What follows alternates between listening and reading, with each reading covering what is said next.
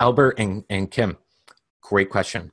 What makes it a high rate or low rate of vibration? It's the emotion. Devo, you said it well. Feeling is vibration.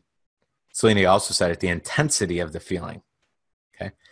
It's the amount of real truth that you say, if I am so happy and so grateful. It's the real feeling. It's the feeling that you are extraordinarily happy. You are so grateful and so thankful. This goal is done. Things are coming into fruition. You just feel so good. Everything's speeding up. You flow.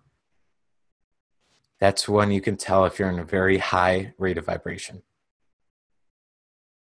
And when you're dipping into a very deep fear, very deep lack, doubt, worry, that's when you're feeling terrible. Then you know the intensity of vibration towards the side of getting what you don't want is coming towards you. You don't have to freak out though, because that stressing over the stress is going to promote more stress. So that's why I say, all right, everything's okay. Everything's good.